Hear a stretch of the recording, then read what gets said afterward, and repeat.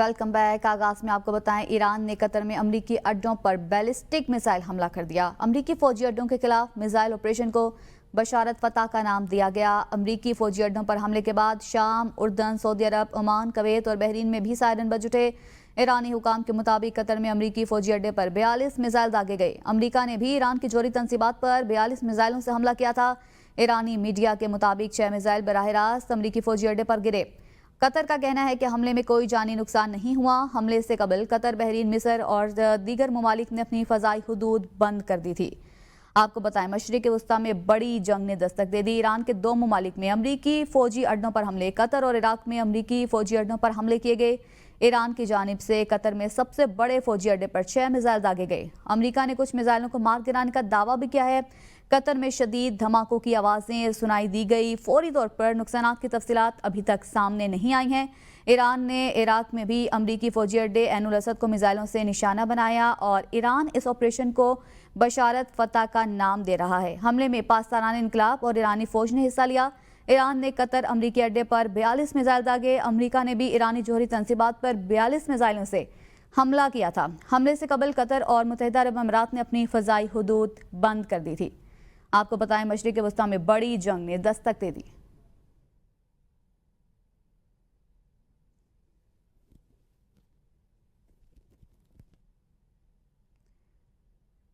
Iran के मशरिक़ वस्ता में अमरीकी फ़ौजी अड्डों पर हमले। अमरीकी हमलों के बाद ईरान का रद्द-ए-अमल मुतवक्के था। व्हाइट हाउस की जानिब से कहा गया है कि ईरान ने कासिम सुलेमानी के बाद भी इसी नौयत का रद्द-ए-अमल दिया था। ईरान के मिसाइल अपने अहदाफ को निशाना नहीं बना सके। कतर, इराक और मशरिक़ वस्ता की सूरत हाल पर नजर है। डोनाल्ड ट्रंप जरूरत पड़ने पर अमरीकी फौजी मुदाखलत बढ़ाने को तैयार हैं। सदर ट्रंप कौमी सलामती हुकाम से आज मुशावरत करेंगे। अमरीकी हमलों के बाद ईरान का रद्द अमल मुतवक्के था। व्हाइट हाउस की जानिब से बयान सामने आया है। ईरान ने कासिम सुलेमानी के बाद भी इसी नौयत का रद्द अमल दिया था। ईरान के मिसाइल अपने अहदाफ को निशाना नहीं बना सके, ये भी कहा गया है। कतर, इराक और मशरिक़ वस्ता की सूरत हाल पर गहरी नजर है। डोनाल्ड ट्रंप जरूरत पड़ने पर अमरीकी फौजी मुदाखलत बढ़ाने को तैयार हैं। व्हाइट हाउस से जारी बयान में यह कहा गया है। ईरान ने ब्रदर मुल्क कतर पर हमला नहीं किया। हमला अमेरिका के खिलाफ था। ईरान की सुप्रीम नेशनल सिक्योरिटी काउंसिल ने अपने एक बयान में कहा है कि मिसाइल हमला कतर में रिहायशी इलाकों से बहुत दूर किया गया और सिर्फ अमरीकी फौजी अड्डे को निशाना बनाया गया। ब्रदर और दोस्त मुल्क कतर या वहां के अजीम आवाम को हमलों से कोई खतरा नहीं। ईरान कतर के साथ करीबी, खुशगवार और तारीखी दोस्ताना ताल्लुकात बरकरार रखेगा।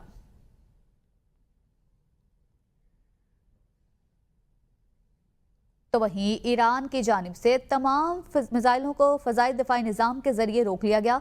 कतरी महकमे खारजा के मुताबिक हमले से कोई जानी या माली नुकसान रिपोर्ट नहीं हुआ।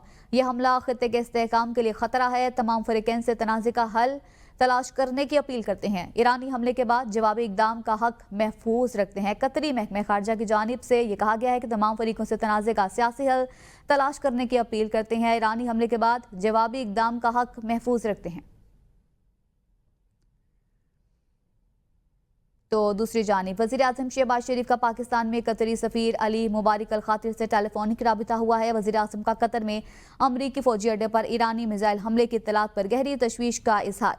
वज़ीर आज़म ने कतर की हुकूमत और अवाम से यकजहती का इजहार किया है। एलामिये के मुताबिक वज़ीर आज़म का खित्ते में कशीदगी कम करने और अमन बहाल करने की ज़रूरत पर जोर। कतरी सफ़ीर ने फौरी राबते और यकजहती पर वज़ीर आज़म शहबाज शरीफ का शुक्रिया अदा किया।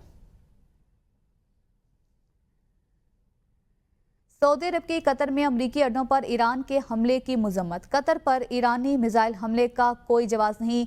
सऊदी वजारत खारजा की जानिब से ये कहा गया है। सऊदी अरब की कतर में अमरीकी अड्डों पर ईरान के हमले की शदीद मजम्मत सामने आई है। कतर पर ईरानी मिसाइल हमले का कोई जवाब नहीं। सऊदी वज़ीर खारजा का ये बयान सामने आया है कि कतर पर ईरानी मिसाइल हमले का कोई जवाब मौजूद नहीं है और इसके साथ साथ सऊदी वज़ीर खारजा ने इस हमले की शदीद मजम्मत भी की है। ब्रेंट क्रूड की कीमत में तकरीबन 7% कमी, $72 फी बैरल से भी नीचे आ गया। ईरान के मशरिक़ वस्ता में मिसाइल हमले, आलमी मार्केट में तेल की कीमतें गिर गई। इस मुतल्लिक आपको बताएं, ब्रेंट क्रूड की कीमत में तकरीबन 7% कमी हुई है। $72 फी बैरल से नीचे आ गया। ईरान के मशरिक़ वस्ता में मिसाइल हमले के बाद आलमी मार्केट में तेल की कीमतें गिर गई हैं। اور خلیج فارس کی صورتحال کے بعد پی آئی اے کا فضائی آپریشن حفظ ماتقدم کے طور پر محدود کر دیا گیا ہے۔ پی آئی اے کے پاکستان سے قطر، بحرین، کویت اور دبئی کا فضائی آپریشن منسوخ۔ پروازوں کے شیڈول کی منسوخی کا فیصلہ خلیجی ممالک میں جنگی صورتحال کے باعث کیا گیا۔ حالات معمول میں آنے کے بعد پی آئی اے کی پروازیں دوبارہ شروع کر دی جائیں گی۔ ملک میں پیٹرولیم مصنوعات کی فراہمی اور دستیابی پر ہنگامی اجلاس ہوا۔ عالمی منڈی میں پیٹرولیم مصنوعات کی بڑھتی قیمتوں کے حوالے سے غور کیا گیا۔ وزیر پیٹرولیم علی پرویز ملک کی زیر صدارت اجلاس میں پیٹرول اور ڈیزل کے سٹاکس کا جائزہ لیا گیا۔ اوگرا حکام نے بتایا 22 دن کا پیٹرول، 32 دن کا ڈیزل موجود ہے۔ علی پرویز ملک نے کہا آبنائے ہرمز کی ممکنہ بندش پر بھی حکمت عملی تیار کر لی گئی ہے۔ اجلاس میں آئل سپلائی چین برقرار رکھنے اور پیٹرولیم مصنوعات کا روزانہ کی بنیاد پر جائزہ لینے کا فیصلہ کیا گیا۔ وزیر مملکت خزانہ بلال اظہر قیانی نے کہا اوگرا نے تمام آئل مارکیٹنگ کمپنیز کی صورتحال کے تناظر میں اپنے لازمی ذخائر کی سطح کو یقینی بنانے کی ہدایت کی ہے۔ بلاول بھٹو نے قومی اسمبلی سے خطاب کرتے ہوئے کہا کہ جھوٹ کی بنیاد پر ایران پر حملہ کیا گیا۔ پہلے وہ لبنان آئے، یمن آئے اور اب ایران آ گئے۔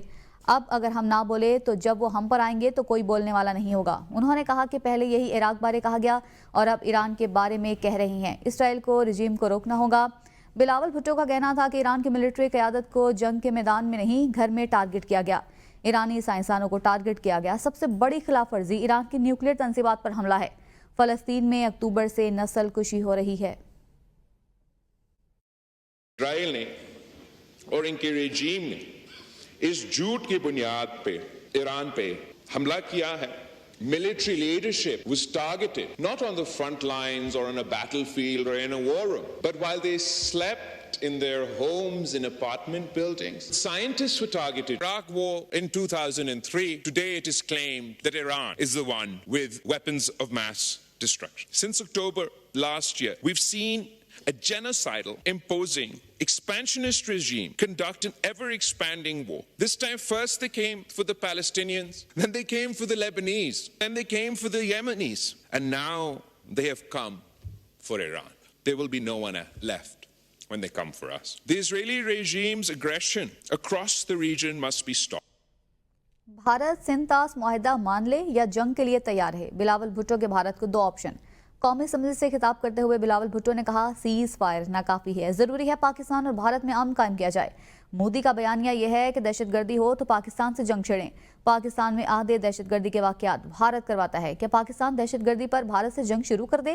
پاکستان اور بھارت کے عوام کا فائدہ امن میں ہے۔ انہوں نے کہا کہ اللہ تعالیٰ نے پاکستان کو بھارت پر ملٹری کامیابی، بیانیے کی کامیابی اور سفارتی کامیابی دی۔ ہمارے خطے میں نیتن یاہو کی سستی کاپی ہے، جہاں ہم گئے پیچھے سستی کاپی والے بھی وہیں پہنچے۔ اور جہاں ہم آج پہنچے ہیں اس پہ ہم سمجھتے ہیں کہ یہ ناکافی ہے۔ پاکستان کے نوجوانوں کے لیے، بھارت کے نوجوانوں کے لیے بھی، اس خطے کے لیے بہت ضروری ہے کہ ان دونوں ممالک کے درمیان امن قائم کیا جائے، کہ اگر کوئی دہشت گردی کا واقعہ بھارت میں ہوگا تو اس کے نتیجے میں آٹومیٹکلی پاکستان کے ساتھ جنگ چھیڑا جائے گا۔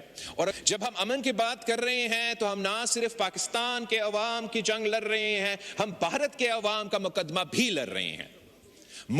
اور ہم فخر کے ساتھ کہہ سکتے ہیں کہ جہاں ہم گئے ہم نے پاکستان کا موقف، پاکستان کا بیانیہ پیش کیا، اور جہاں جہاں ہم پہنچے وہاں پیچھے پیچھے اس سستی کاپی کا بھی نمائندے پہنچے، وہ بھی اپنا ملک کا بیانیہ، اپنا ملک کا موقف لے کر آئے۔ امریکی حملے کا سخت اور بھرپور طاقت سے جواب دیں گے۔ ایرانی آرمی چیف عبدالرحیم موصوی کی امریکہ اور اسرائیل کو دھمکی، کہا اسرائیل پر حملے جاری رہیں گے، نیتن یاہو کو سزا ملتی رہے گی۔ ایران امریکی حملے کا سخت اور متناسب طاقت سے جواب دے گا۔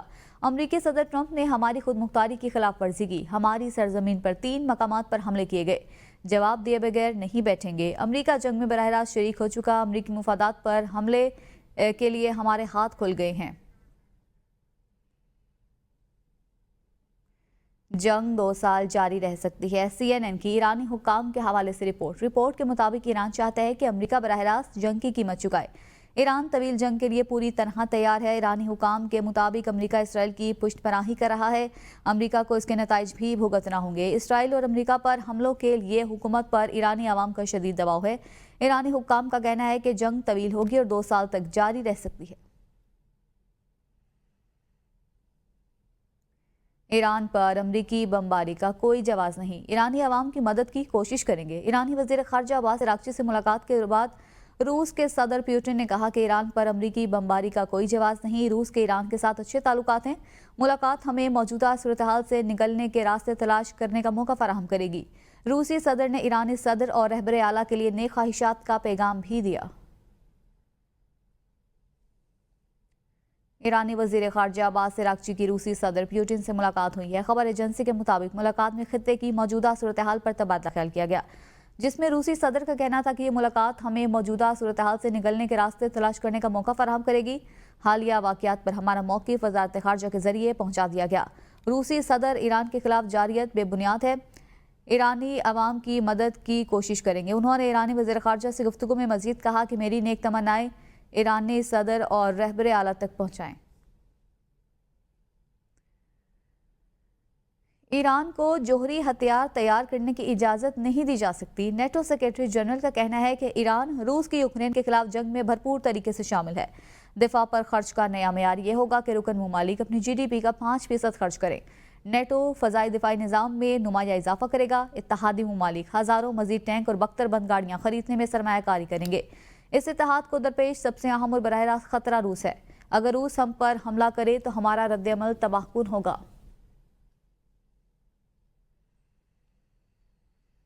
برطانوی ہاؤس آف کامنز میں گفتگو کرتے ہوئے سیکرٹری خارجہ ڈیوڈ لیمی نے کہا ہے کہ برطانیہ کا ایران میں امریکی حملوں اور اسرائیلی آپریشنز میں کوئی کردار نہیں تھا۔ پیر کو ہاؤس آف کامنز میں ایرانی جوہری مقامات پر امریکی حملوں کا حوالہ دیتے ہوئے ڈیوڈ لیمی کا کہنا تھا کہ برطانیہ کا ان حملوں میں کوئی کردار نہیں تھا، بالکل ویسے ہی جیسے اسرائیلی آپریشنز میں برطانیہ کا کوئی کردار نہیں تھا۔ انہوں نے اس موقع پر برطانوی حکومت کا موقف دہراتے ہوئے کہا کہ ایران کبھی جوہری ہتھیار نہیں حاصل کر سکتا اور یہ کہ امریکہ نے اس خطرے کو کم کر دیا۔ انہوں نے تصدیق کی کہ اس نرازے کے دوران اسرائیل میں ایک برطانوی شہری بھی زخمی ہوا ہے۔ امریکی حملے میں زیر زمین ایرانی جوہری تنصیب فردوں کو بھاری نقصان پہنچا۔ امریکی حملے کے بعد عالمی جوہری توانائی ایجنسی کے 35 رکنی بورڈ آف گورنرز کا پہلا ہنگامی اجلاس ہوا ہے۔ حملے کے بعد کی صورتحال کا جائزہ لیا گیا۔ ایران سے مطالبہ کیا گیا انسپیکٹرز کو جوہری تنصیبات کے معائنے کی اجازت دی جائے۔ جوہری ایجنسی کے سربراہ رافیل گروسی نے کہا کہ حملے میں استعمال کیے جانے والے پے لوڈ اور سینٹری فیوجز کی حساس نوعیت کے باعث یہ اندازہ لگایا جا سکتا ہے کہ زیر زمین جوہری تنصیب کو بھاری نقصان پہنچا ہوگا۔ تاہم جوہری ایجنسی سمیت ابھی کسی نے نقصانات کا جائزہ نہیں لیا، اس لیے کوئی بھی حتمی طور پر کچھ نہیں کہا جا سکتا۔ ایران میں ایک اسرائیلی جاسوس کو پھانسی دے دی گئی۔ ایران نے اسرائیلی خفیہ ایجنسی موساد کے مزید 20 ایجنٹس کو گرفتار کر کے ڈرون سے بھرا ٹرک قبضے میں لے لیا۔ ایرانی حکام کے مطابق موساد کے 10 ایجنٹس کو تہران جبکہ مزید 10 کو صوبہ بلوچستان سے گرفتار کیا گیا ہے۔ ایجنٹ ایران کے خلاف جاسوسی میں ملوث تھے۔ تہران کے قریب سے ڈرون سے بھرا ایک ٹرک قبضے میں لیا گیا ہے۔ ڈرونز ایرانی تنصیبات اسرائیلی ایجنٹس کا ڈرونز ایرانی اہداف کے خلاف استعمال کرنے کا منصوبہ تھا۔ اور ایران کا اسرائیل پر ایک اور بڑا میزائل حملہ۔ اسرائیل بھر میں 35 منٹ تک سائرن بجتے رہے۔ حملے میں خیبر شکنماد اور فتح 1 میزائلوں کا استعمال۔ پہلی بار ایران نے قدر ایچ میزائلوں کا بھی استعمال کیا۔ اشدود پاور سٹیشن کو تباہ کر دیا گیا۔ اسرائیل کا پاور پلانٹ کو نقصان پہنچنے کا اعتراف۔ اسرائیلی الیکٹرک کمپنی کا کہنا ہے کہ جنوبی اسرائیل میں بجلی کی فراہمی منقطع ہو گئی ہے، جسے بحال کرنے کی کوشش کی جا رہی ہے۔ ایران نے تل ابیب کے ساتھ حیفا گولان اور ایلات کو بھی نشانہ بنایا۔ ایران نے خرم آباد میں ایک اور اسرائیلی ہرمس نوسر ڈرون بھی مار گرایا۔ گرائے جانے والے عسکری ڈرونز کی تعداد 4 ہو گئی۔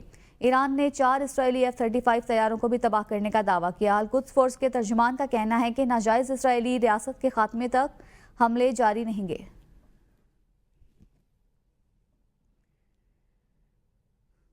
اسرائیل کے ایران میں مختلف مقامات پر حملے۔ امریکہ کے بعد اسرائیل کا بھی فرد و جوہری تنصیب پر حملہ۔